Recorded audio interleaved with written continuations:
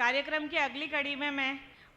प्रेमचंद सोनवणे महाराष्ट्र से उनसे रिक्वेस्ट करती हूँ कि वो आए और वार्षिक आह्वान प्रस्तुत करें।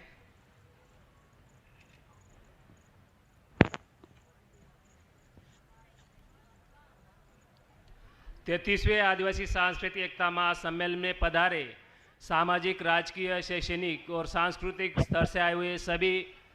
सभी वरिष्ठ साथी, युवा साथी, महिला साथी, सभी को स्वागत, सम्मान, अभिनंदन के साथ जोहार अभिवादन करता हूँ। महाराष्ट्र की अगर बात करें तो महाराष्ट्र में जो संवैधानिक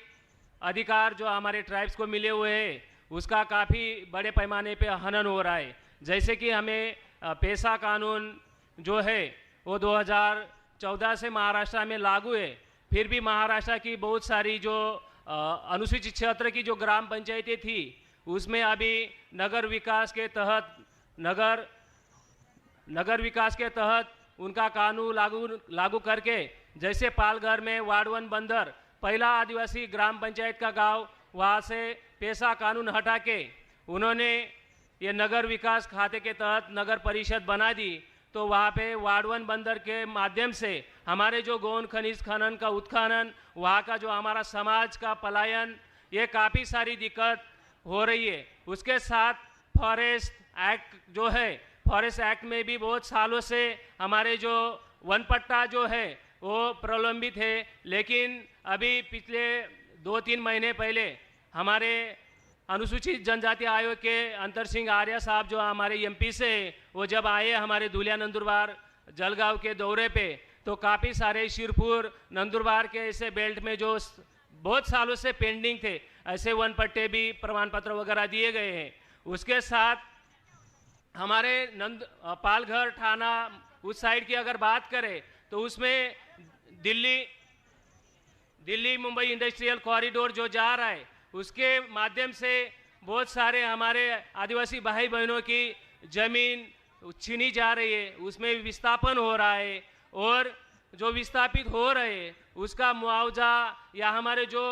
पुरखों के जो देवी देवता है उनके स्थलों का भी वहाँ पे वो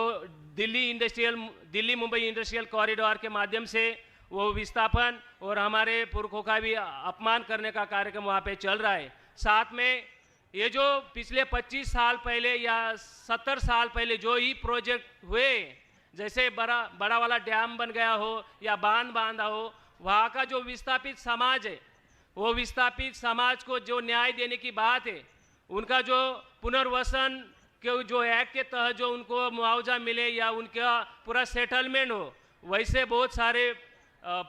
सारे केसेस महाराष्ट्र में पेंडिंग है। तो इसके लिए महाराष्ट्र के जितने भी हमारे आदिवासी समाज के जितने भी संगठन हैं, वो संगठन हमारे स्टेट के बहुत सारे जो लड़ाकू राजनेता हैं उसमें से हमारे यहाँ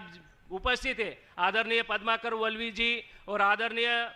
गावित साहब, जो शुरू से आदिवासी संगठन और छात्र संगठन से लेकर भले ही वो पॉलिटिक्स में गए, लेकिन वहाँ पर भी जाके हमारी बात डंके के चोट पे वहाँ के विधानसभा में उन्होंने उठाई, और ये बहुत सारे जो केसेस है उन्हें अभी भी संवैधानिक तरीके से जो कोर्ट में जाके बहुत सारे हमारे संगठन साथ में मिलकर हमारे हक अधिकार की बात वहाँ के महाराष्ट्र में संवैधानिक मार्ग से लड़ रहे। उसमें हमारा जो पेशा कानून के तहत जो 17 संवर्ग जो पद आते, 17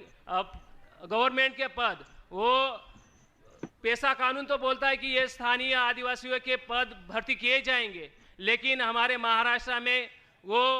अभी भी उसका स्थानीय आदिवासियों में से चयन नहीं हो रहा है। इसके वजह से भी हमारा आंदोलन सब मिलकर, सब सामाजिक संगठन और राजकीय नेताओं से मिलजुल कर सब लोग लड़ रहे हैं। उसके साथ अगर शिक्षा की अगर बात करें तो शिक्षा महाराष्ट्र में जो हमारे ट्राइबल मिनिस्ट्री के थ्रू बनाई गई थी, आदिवासी विकास विभाग के तहत आश्रम स्कूल हो जाए या उससे लेकर नीचे वाले जो भी स्कूल कॉलेजेस बनी थी, उसमें अभी निजीकरण हो रहा है और प्राइवेट कंपनी को वो टेंडर दे दिया गया है। इसीलिए हमारे आदिवासी विकास विभाग में ये जो हमारे जितने ही कर्मचारी भरे जाने चाहे थे वो सिर्फ रोजंदारी के तहत यानी कि सिर्फ 11 महीने का टेंडर निकाल के ये कंपनी को दिया जा रहा है। इसके लिए भी हमारे महाराष्ट्र में बड़े पैमाने पे बहुत बड़ा आंदोलन खड़ा है और इसके लिए भी हम सब मिलकर लड़ रहे हैं। साथ में महाराष्ट्र में रोजी रोटी के लिए, पेट भरने के लिए पलायन भी बहुत बड़े पैमाने पे होता है। वो गन्ना कटाई के लिए हमारे महाराष्ट्र का बहुत सारा भाई बहन गुजरात में जाता है, उधर कर्नाटक में जाता है और ये पलायन रोका जाए, इसीलिए भी हमारे यहाँ पे बहुत सारा चिंतन हो रहा है। गाँव-गाँव में अभी हम उद्योजकता विकास के तहत साथ में ये जो छोटी मोटी उद्योग की जो व्यवस्था हो सके और रोजगार निर्मित हो सके, इसके ऊपर भी काम चल रहा है। साथ में हमारे महाराष्ट्र में फर्जी सर्टिफिकेट बनाने का बहुत जोरों से काम चल रहा है। जैसे कि हम बोलते हैं कि ब्राह्मण का बेटा जाति जन्म से ब्राह्मण हो जाता है, लेकिन आदिवासी की अगर बात आए तो उसको सर्टिफिकेट लेने के लिए जाना पड़ता है और इसमें जो